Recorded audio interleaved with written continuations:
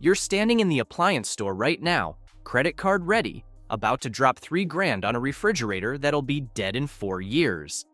The salesperson is smiling, the LED lighting makes everything look premium, and you're thinking, Samsung, LG, maybe Whirlpool because that's what everyone buys, right? Wrong. Those brands are counting on you to be lazy, to not do your homework, to just grab what's familiar.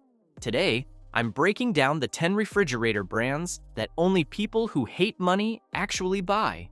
And if you're watching this before you swipe that card, you might actually save yourself from years of spoiled groceries and repair bills that cost more than the fridge itself. Coming in at number 10, we've got Frigidaire. Yeah, I know, your grandparents had one that lasted 40 years. That was then. This is now, and Frigidaire has turned into a reliability disaster wrapped in nostalgic brand recognition. The current lineup feels like it was engineered by people who've never actually used a refrigerator. Ice makers fail within the first year, not sometimes, consistently. Owner's report sounds like rocks in a blender, followed by complete shutdown. Temperature control swings so wildly, you'll find frozen lettuce next to warm milk in the same compartment. The build quality is where you really see the corners getting cut. Plastic where there should be metal. Shelving that feels like it came from a discount furniture store. Door seals that don't actually seal, which means your compressor works overtime trying to cool air that's constantly escaping. And speaking of compressors, they've got a magical talent for dying right after the warranty expires. You'll get about 18 months of decent performance, then strange noises start. By month 24, you're either paying for repairs or replacing the whole unit. Here's what really bothers me about Frigidaire. They're still trading on that legacy reputation. People see the name and think they're getting what their parents got. But the manufacturing has moved, the quality standards have dropped, and what you're actually buying is a mid-tier appliance with a first-tier failure rate. The French door models look beautiful in the showroom. That aesthetic appeal evaporates the first time you're defrosting spoiled meat at 2 in the morning because the fridge side stopped holding temperature. Parts take forever to arrive. Finding qualified techs is surprisingly difficult, and the warranty has more holes than coverage. You'll end up paying out of pocket for problems that feel like manufacturing defects, not normal wear and tear. Trust me, the next one isn't any better. At number 9, Haier. This is where people go when they're trying to save $500 and convince themselves it's a smart financial move. It's not. Haier makes appliances for one reason, to hit a price point, any price point, as long as it's the lowest in the category. The materials are cheap and you feel it immediately. Shelving bows under a normal grocery load. Door bins crack if you actually put condiment bottles in them. Drawer tracks jam or jump off their rails with regular use. The cooling performance is all over the map. Some units run so cold, they turn your produce into ice sculptures. Others struggle to keep dairy at safe temperatures. The compressors hum, rattle, and click loud enough to hear from the next room. And energy efficiency is mediocre at best, which means your purchase price savings get eaten by electric bills. But the real killer is longevity. These refrigerators aren't designed to last 10 years. You're looking at 5 to 7 if you're lucky, and when something breaks, good luck finding parts. Haier doesn't have the service network that major brands maintain. The problem with budget appliances is the false economy. You save $400 today, pat yourself on the back for being financially smart, and then in year 6, the compressor dies. Now you're replacing the entire unit, which means you've paid for 2 refrigerators while someone who bought a reliable brand is still using their first one. The warranty is short, customer support is minimal, and resale value is non-existent. If you're furnishing a short-term rental, or you genuinely plan to move in 2 years, maybe Haier makes sense. As a long-term investment in your kitchen, it's throwing money away in slow motion. Number 8, and this one makes people mad because they just bought one last year. GE appliances. GE looks like the safe choice. They're everywhere, the name is recognizable, and they've got models from budget to premium. The problem is, the reliability doesn't match the reputation, and after a year of ownership, you start noticing the cracks in that polished exterior. French door models have ice maker issues that are practically guaranteed. They freeze up, stop dispensing, or leak water into places where water has no business being. The fix requires pulling the entire unit out, defrosting everything manually, and hoping it doesn't happen again in 3 months. Spoiler alert, it does. Compressor reliability is inconsistent across model years. Some owners report failures within the first 3 years, which shouldn't happen on an appliance marketed as long-lasting. Control boards fail at rates that suggest inadequate testing before launch. One day, your fridge is fine. The next day, it's displaying error codes and can't regulate temperature properly. The GE Profile line costs significantly more, but doesn't deliver proportional improvements in reliability. You're paying for brand prestige and aesthetics, not better engineering. Customer service is slow to respond. Repairs take weeks to schedule. Authorized service centers are busy, parts aren't always in stock, and in the meantime, your food is sitting in coolers or going bad. The brand used to represent solid American manufacturing, but now it's owned by Haier, and the quality reflects that corporate transition. What used to be reliable engineering has been cost-optimized into something less durable and less worthy of the premium pricing GE still commands. Not every GE fridge is a disaster, but the failure rate is high enough that you're gambling, especially considering what you're paying. Sitting at number 7, Kenmore. And I know what you're thinking, my parents had a Kenmore that ran for 20 years. That's the trap. Kenmore used to mean something when it was Sears' house brand. Then Sears collapsed, and Kenmore became a ghost brand slapped on products made by other manufacturers with zero consistency. Here's the core problem. Kenmore doesn't guarantee anything anymore. Depending on the model and year, your Kenmore fridge might actually be made by Whirlpool, LG, or Frigidaire, which means you're inheriting all their issues under a different badge. Quality control is all over the place because there's no unified manufacturing standard. Some units perform fine, others fail catastrophically, and there's no way to predict which you'll get because it depends on who actually built it. Parts availability is a nightmare because Kenmore doesn't manufacture anything themselves. When something breaks, you're hunting for OEM parts from the actual manufacturer, and customer service doesn't know what to tell you because no one really owns the brand anymore. Warranty support ranges from confusing to non-existent. The Kenmore name tricks people into thinking they're getting a trusted product, but that trust is decades outdated. What you're really buying is a mystery box appliance with no accountability. The brand survives on nostalgia, not quality standards. If you see a Kenmore in the store, you're looking at someone else's refrigerator with a Kenmore sticker on it, and you have no idea whose or whether it's any good. At number 6, Whirlpool. This one hurts because Whirlpool built its reputation on being the dependable choice. But somewhere along the way, that promise got lost. They're coasting on legacy credibility while delivering appliances that feel like downgrades. The build quality has noticeably declined. Shelves feel flimsier. Plastic components crack easier. The overall construction doesn't inspire confidence the way older Whirlpool models did. Defrost cycles malfunction more than they should, leading to frost buildup in supposedly frost-free freezers. Water dispensers leak or stop working within the first couple years. Temperature regulation is inconsistent, not catastrophically bad, but enough that you'll notice warm spots or frozen vegetables in the crisper drawer.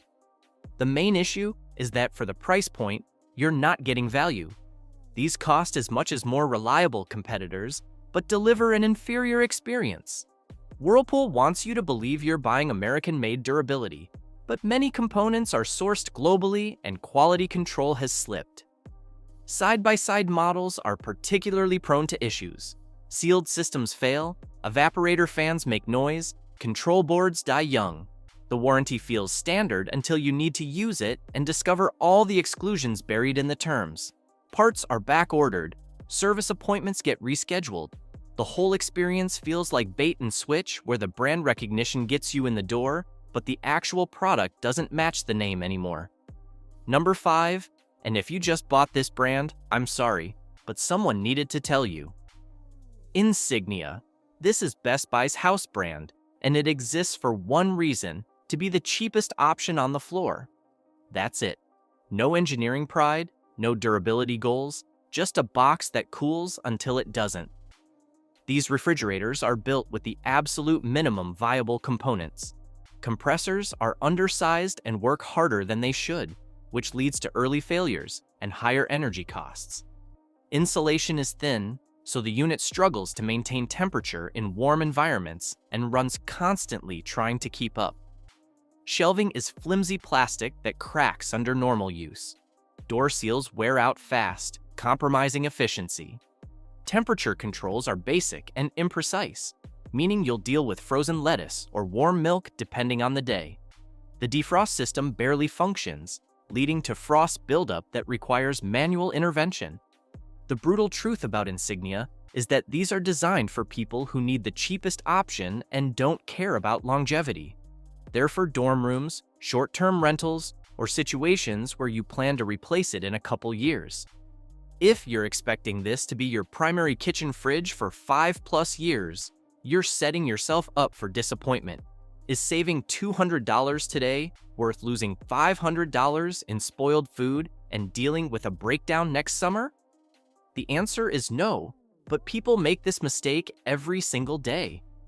At number 4, Samsung. And yes, I know they make great phones and TVs. Refrigerators are a different story. Samsung makes refrigerators that photograph beautifully and function like slow-motion disasters. The designs are gorgeous, the interiors are spacious, the features list reads like science fiction, and then reality sets in. Ice maker problems dominate owner complaints. Samsung's built-in ice makers freeze up constantly, requiring manual defrosting that shouldn't be necessary on a modern appliance. The fix is temporary. Within weeks or months, you're back to the same problem. Temperature inconsistencies are another plague. The fridge compartment runs too warm while the freezer overfreezes, or vice versa, with no clear pattern. Touchscreen controls fail or become unresponsive, leaving you unable to adjust basic settings. The family hub models with the giant screens are impressive in the showroom. The screens develop dead pixels. The cameras inside stop working. Software updates either don't arrive or break existing features. Repairs are expensive, and parts availability is inconsistent, leading to long waits where your food sits in coolers. Samsung's customer service has a reputation for being difficult. Warranty claims get denied over technicalities. Authorized repair centers are spread thin. When a $3,000 appliance fails, you expect support, not a runaround. The engineering feels rushed to market, prioritizing aesthetics and feature counts over durability. Seals wear out faster than they should. Drawer tracks break under normal use. Electronic components fail at rates that suggest inadequate testing. For all the innovation Samsung claims, they can't master the basics of keeping food cold reliably for more than a few years. Before we get to the top 3 worst brands, if you want to avoid wasting thousands on appliances that die young, hit that subscribe button. More content like this coming every week. Number 3, LG. And LG loves to sell you on innovation. InstaView doors, ThinQ smart connectivity, craft ice spheres that belong in a cocktail bar. It's technological theater that falls apart under real-world use. The compressor failures are legendary at this point. LG had a class action lawsuit over linear compressors that died prematurely. They extended warranties, but the underlying issue never fully went away. Owners report loud clicking sounds, warm temperatures that creep up slowly until food starts spoiling, and service waits that stretch for weeks. The smart features sound incredible until the app stops syncing, the Wi-Fi module drops connection, or the touchscreen interface freezes and requires a hard reset. Ice makers are another disaster area. They overproduce and jam, underproduce, and leave you dry, or leak water into the freezer compartment where it freezes into unusable slabs. The linear compressor was supposed to be quieter and more efficient. Instead, it became a reliability nightmare that cost owners thousands in repairs or replacements. Even models outside the lawsuit window still suffer from similar issues. The technology improved slightly, but the trust never recovered. Customer reviews are filled with stories of units failing within 2 to 3 years, right when the standard warranty expires and the extended compressor warranty becomes your only lifeline. LG's service network is inconsistent. Some areas have responsive techs. Others leave you waiting weeks for parts that may or may not fix the actual problem. At number 2, Beko. Most people haven't even heard of Beko, and there's a reason for that. It's a Turkish brand trying to break into the US market by undercutting everyone on price. The appliances look modern in the store, the specs seem reasonable, and the price makes you think you found a hidden gem. You haven't. What you found is a brand with no established service network, questionable quality control, and reliability that doesn't match even budget competitors. Temperature regulation is inconsistent. Build quality feels cheap. Parts availability is a complete nightmare because most independent repair shops don't stock Beko components and don't want to order them because the margin isn't worth it.